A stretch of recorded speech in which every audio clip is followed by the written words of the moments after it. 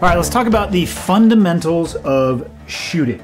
In front of me, I have the Christensen Arms AR-15 G2 in carbon wrapped barrel and an MPR chambered in 300 Win Mag. I like to, when I'm talking about shooting fundamentals, I build it from the ground up.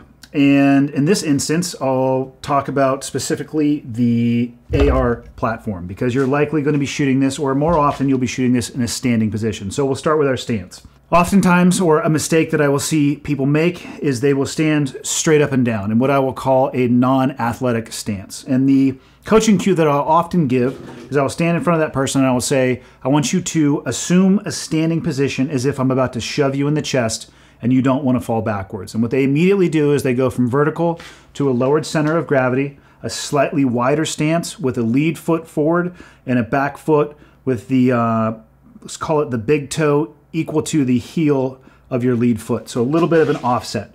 It's not crazy wide and it's not crazy narrow. They go from here to about here. And what that allows you to do is manage the recoil with your body weight from a standing shooting position. Now, you're likely not going to be shooting standing with the MPR. I'm not saying it's impossible, but it's very likely that you're going to be laying down in a prone position when you shoot this rifle. And there's some fundamentals that come with that too. This has a very long barrel, or we'll call that the center axis of the rifle. And what you need to do is align that center axis or barrel of the rifle with your spine. What you don't want to have is the barrel like this, and then your body canted out in an angle like this. Because as the recoil comes, you're going to be very unlikely to be able to manage that recoil. And every time that you shoot, it's going to kick back and then land in a different direction. So you're going to have a hard time determining if A, you were successful in your shot, or B, where your shot even landed, because the sight picture is not going to return to what it was before you shoot.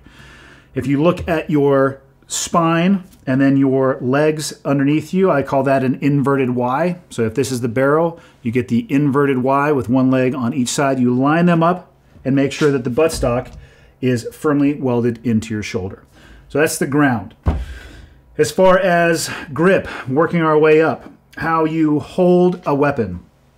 Both hands need to be involved, and most of the time I start people on pistol, not necessarily rifles, where you have a shooting hand or your dominant hand and a non-dominant hand wrapped together on a pistol platform extended out in front of your body, and people rapidly realize it's hard to be accurate with a pistol. The sight radius is short and you're just holding a weapon out in front of you with no stabilization anywhere else on your body. The beauty of rifles is that you're going to have more points of contact. You're still going to have your shooting hand, and in this case with the AR platform, if you're a right-handed shooter, the right hand comes on the pistol grip, left-handed shooter, left hand on the pistol grip.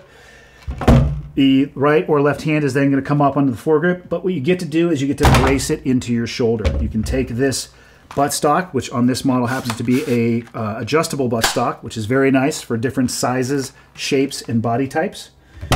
You put that into your shoulder. You have your shooting hand, and one key that you want to have when shooting an AR platform is you want to get your non-shooting hand or your support hand as far away from your body as possible.